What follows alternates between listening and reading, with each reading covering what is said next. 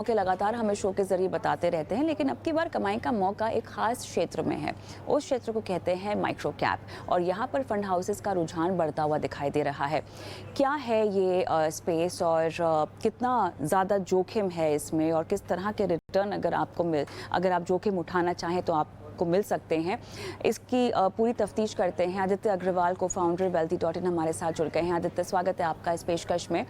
और micro cap, जैसा कि हम कह रहे हैं, जोखिम या मुनाफा, क्या कहेंगे आप? किस किस तरह का मार्केट कैप है ये, और कितनी छोटी कंपनियों की हम बात कर रहे हैं, और किस तरह से इनमें उतार चढ़ाव और जोखिम ज़्यादा है एक निवेशक के लिए? जरा बताएं स्पेस के बारे में।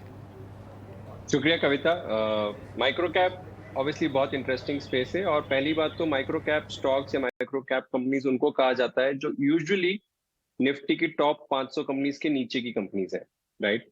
आप उनको इस तरीके से भी सोच सकते हैं कि जो लेस देन 5,000 करोड़ या 5,000 करोड़ से मार्केट कैप और 1,000 से 5,000 करोड़ के मार्केट कैप के बीच की कंपनीज है, उनको भी कई बार माइक्रो कैप कंपनीज कहा जाता है। तो ये कंपनीज यूजुअली अभी छोटी हैं और अपने मार्केट में अपनी स्ट्रेंथ और अपनी मार्केट पोजीशनिंग को एस्टेब्लिश कर रही हैं। और ऑब्वियसली जैसा कि आपने कहा कि कुछ कंपनीज में से बड़ी हो सकती हैं, कुछ company small cap, mid cap, large cap भी बन सकती हैं। तो जाहिर है कि ऐसी कंपनीज जब बड़ी होंगी तो मुनाफे का स्कोप जो है वो भी ज्यादा है। बट हर इतना आसान नहीं है आइडेंटिफाई करना कि कौन सी माइक्रो कैप कंपनी बड़ी बन सकती है और किसमें गारंटीड है कि प्रॉफिट होगा। अच्छा, तो अब ऐसे में मुझे बताइए कि जिन लोगों को माइक्रो कैप में स्पेशली निवेश करना हो, तो उन्हें समझाना ज़रूरी है कि कई स्मॉल कैप फंड्स के ज़रिए शायद उनको एक्सपोजर इसमें ऑलरेडी मिला हुआ है, राइट? कितना परसेंटेज होगा जिन फंड्स की हम बात कर रहे हैं?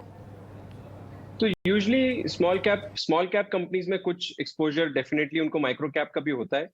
और जैसे अब मान लीजिए टाटा एएमसी का जो स्मॉल कैप फंड है फॉर एग्जांपल, वहां पे एवरेज मार्केट कैप जो है 5,000 करोड़ है। इसका मतलब ये है कि उनकी कुछ कंपनीज हैं जो डेफिनेटली माइक्रो कैप सेक्टर में भी हैं। और मेरे ख्याल से हर फंड मैनेजर की अलग स्ट्रैटेजी होती है, बट 10 से 20% एक्सपोजर फंड्स में, स्मॉल कैप फंड्स में माइक्रो कैप का भी डेफिनेटली होता है।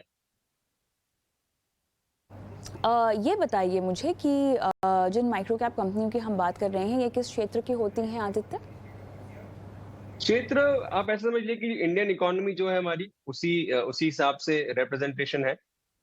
आप निफ्टी माइक्रो कैप 250 एक इंडेक्स है जो कि निफ्टी एनएसई जो एक्सचेंज जो पब्लिश करता है, और उसमें अगर आप देखेंगे सेक्टर स्प्लिट, तो लगभग 20% जो माइक्रो कैप सेक्टर है वो है कैपिटल गुड्स, और 20% है लगभग फाइनेंशियल सर्विसेज। तो 40% जो है ये दोनों सेक्टर्स कंट्रीब्यूट करते हैं। और बाकी जो सेक्टर्स हैं, स्पेशलिटी हो गया, आईटी सर्विसेज हो गया, कंज्यूमर गुड्स हो गया, जितने भी इस तरह के सेक्टर्स हैं वो छोटा परसेंटेज कंट्रीब्यूट करते हैं, 1 से 3%। बट उसके बाद फिर ऑलमोस्ट पूरी इंडियन इकोनॉमी में जितनी भी तरह के आप सेक्टर्स सोच सकते हैं वो सभी तरह के सेक्टर्स की कंपनीज हैं माइक्रो कैप में। आदित्य, ये बताएं कि म्यूचुअल फंड्स का इसमें रुझान क्यों बढ़ता हुआ दिखाई दे रहा है? वहां पर उनके लिए कमाई के मौके क्यों हैं? वैसे तो निवेशकों के लिए डायरेक्ट माइक्रो कैप में निवेश, यानी डायरेक्ट स्टॉक के जरिए निवेश करने से बेहतर तरीका होगा कि अगर वो म्यूचुअल फंड का रास्ता अपनाए, क्योंकि वहां पर जोखिम थोड़ा सा आपका कम हो जाता है। लेकिन म्यूचुअल फंड्स को क्यों इस स्पेस में दिलचस्पी आ रही है?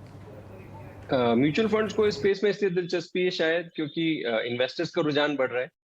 और इन्वेस्टर्स का रुझान इसलिए बढ़ रहा है क्योंकि पिछले 1 साल में माइक्रो कैप जो जो निफ्टी माइक्रो कैप इंडेक्स है उसने लगभग 24-25% रिटर्न दिया है, जो कि बाकी सारे इंडेक्सेस से ज्यादा रिटर्न है। तो ऑब्वियसली एक इन्वेस्टर, अगर देखता हूँ, क्योंकि इन्वेस्टर्स के साथ, हम सब इन्वेस्टर्स के साथ एक, चाहे उसको आप, मैं ये नहीं कहूंगा कि गलत है, बट मैं ये कहूंगा कि डेफिनेटली एक बायस होता है कि जो रिसेंटली अच्छा परफॉर्म किया होता है उसमें हम सबको लगता है रिटेल इन्वेस्टर की वहां हमें इन्वेस्ट करना चाहिए, राइट।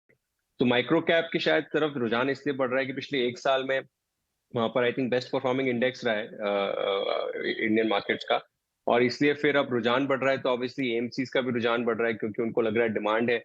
और उनको भी लग रहा है कि एक नया फंड या एक न्यू ऑफरिंग लॉन्च करते हैं तो हम और इन्वेस्टर्स को एक प्रोडक्ट में इन्वेस्ट करा के उनको मार्केट के अंदर लेकर आ सकते हैं, राइट। बट जैसा कि आपने कहा कि आसान नहीं है, और खास करके खुद से माइक्रो कैप स्टॉक सेलेक्ट करना तो बहुत ही मुश्किल है। तो इसलिए बेटर यही है कि आप एक म्यूचुअल फंड का रास्ता चूज करें, माइक्रो कैप और स्मॉलर कंपनीज में इन्वेस्ट करने की। तो मेरे ख्याल से बुनियादी बातें माइक्रो कैप को लेकर जो समझनी होती है निवेशकों को, वो हमने समझाई। बहुत बहुत धन्यवाद आदित्य, आपने समय निकाला इस खास पेशकश के लिए आज। Thank you Kavita, thank you so much.